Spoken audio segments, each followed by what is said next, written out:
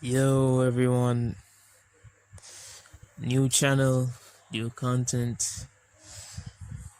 I'm just a humble One Piece fan, but there's been some stuff in the community of One Piece that I've wanted to address for a long time now.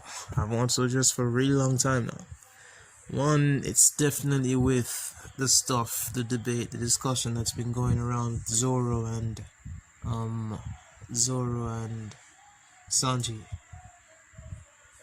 Well, not just Zoro and Sanji, but Zoro, Sanji, and Luffy, the Straw Hats, the Alliance, the Samurai, everyone on the Alliance side for that matter.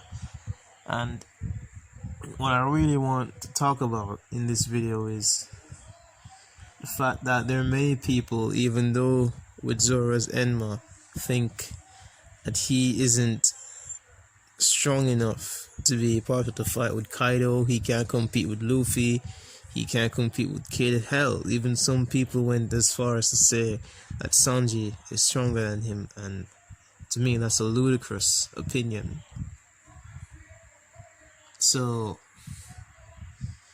first and foremost, early on in the series of One Piece, Luffy, Zoro, and Sanji, they were all close to like the same level. They were really, really close. The three of them, really close. And then eventually, as the story progressed, there was there started to form gaps in their strengths. Some space started being created between their strengths. And I believe the greatest gap was between Luffy and I can't really say Luffy. There was a great gap between Luffy and Zoro, but I'd say definitely at the point when he achieved gear second, gear third, maybe around that point. Though it's still, you see, because how bad of a matchup Zoro is to Luffy, it's very hard to say that that there's a big gap, because Zoro being a swordsman, Luffy's weakness being blades, it's very hard to see him beating Zoro. But I'm wondering now if anyone remembers that filler with the seahorse. You know, we don't really watch fillers here, but there was a filler with a seahorse that made the Straw Hats lose their memories, and he could, at the same time, with a different ability of the seahorse, he could mind control them, and he mind controlled Zoro and made Zoro fight Luffy. And in that fight, Zoro actually won. So Luffy might be stronger in some sorts, maybe not, but Zoro is just a bad matchup for him overall. And Sanji, we can all agree that Zoro is stronger than Sanji. Early on in the story, they were very close. Though Zoro, I guess Zoro was a little bit stronger, but they were very close. And to be honest, coming into post time skip, especially the way how Oda's been depicting and conveying everything to us, Zoro was presumably stronger than Luffy. He defeated Hody by himself, one sword style no less, underwater. And then even though Hody took dozens of steroids after that during his fight with Luffy, it still goes to say that Zoro actually did something that was quite a surprise. And then again, even most people forget this, Luffy actually fought Monet first, but he struggled. Because you see, the thing with swordsmen, and it makes sense why now, spoiler alert, it makes sense right now why in the reveal in the One Piece chapter when we actually got to saw how Gold Roger fought. He's a swordsman. I was quite surprised, but this is what Oda always does. He puts things right in front of our eyes, but we are in a state of disbelief, and we choose not to believe it. Most of the time when he showed a flashback or a scene with Roger, he always had Roger holding a sword, but we just couldn't come to terms and say, hey, he was a swordsman. No, we always chose not to, for some reason. It's the same way. I'm trying to remember another scenario in which Oda put something right in front of our eyes, but we didn't notice it. It was a scenario with, I believe it was going back. It was another scenario with I, I can't remember right now. Maybe I'll do it in a separate video, depending on how good this video does itself. But Oda has put many things in front of our eyes, and we chose to ignore it. And I guess that's just how Oda likes to do things like that. He likes to mess with our minds. So, I was off topic for a bit, but back onto what I was saying earlier about the alliance. I think with Ashura Doji, I think Denjiro, or rather Kyoshiro, whichever name sounds cooler to anyone, they can choose that name. But Kyoshiro and Denjiro, it's difficult to say that Ashura Doji and Denjiro. It's difficult to say which is stronger than which, because most people would assume it's Ashura Doji, but there have been many hints being thrown here and there that Denjiro is possibly, presumably, plausibly the strongest samurai currently in Wano. Hell, he attained the rank of what's it called again? He attained the level of respect that he has, and he became the Yakuza boss. And yeah, you have to be a pretty damn strong samurai to be the Yakuza boss. And let's see now.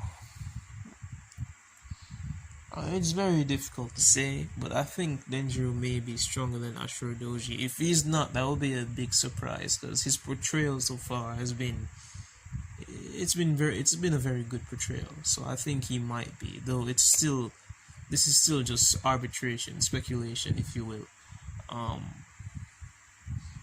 then you have, with the supernovas, the 4 supernovae that are on the Alliance side.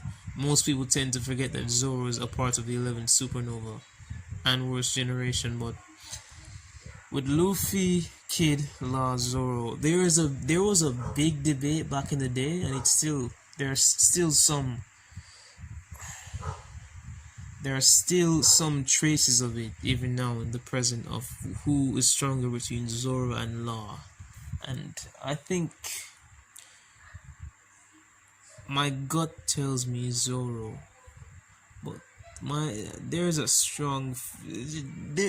thing about Zoro. Oda is obsessed with preserving Zoro's strength, preferring to prolong the showcase of his strength. If you think back about it, it's been over 400 episodes since the post time skip started, and we haven't even seen Zoro use 30%. He hasn't been challenged. And there is an argument out there that some people say that Oda is purposely letting him avoid fights that he knows he will lose. That is a fine argument, and I can't say anything on that one. That may be what's going on. Because there was a time when he was supposed to fight Doflamingo and Fujitora intervened. He interposed, and what happened was that we didn't get to see how that match could have went, because we know Sanji lost. Doflamingo defeated him effortlessly. I think that was probably the most effortless fight. Not to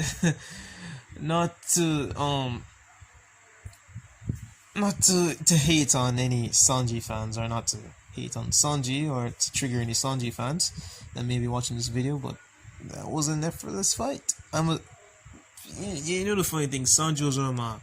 I actually liked watching Sanji fights more than Zoro fights, specifically because I'm a practitioner of martial arts, namely Taekwondo. I love Taekwondo, so watching Sanji fight always made me be more filled with excitement than watching Zoro. So I'm a Sanji fan as well. I'm just more of a Zoro.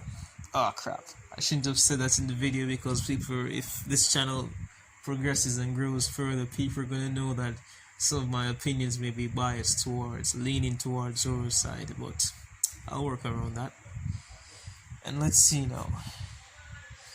The only person on the Alliance side, with the exception of Denjiro and Ashura Doji, yeah, it's very hard to say if Zoro could beat those two, but that's not the focus right now. There's the pirates and there's a samurai. Two factions in the Alliance. The factions work together, of course, but two factions. We're going to focus on the pirate side. I only put Kid over Luffy for now, even though Kid, he has reputation and some portrayal to him and some a little lore, but we have to put Kid over Zoro for argument's sake. There is a chance that Zoro may be stronger than Kid, but only time will tell. Time will unveil the rankings in strength among the supernovae when the battle on Onigashima starts, because it's impending. It's real close. It's now the 11th hour, so we'll see. Like the video if you like the video. It's a new channel. I wish to grow this. I've always wanted to do One Piece reviews for a really long time now, because of there's been some strange things being thrown around in the One Piece community. People's talking rubbish and stuff like that. So I always want to be a voice of reason, so to speak. Alright, peace.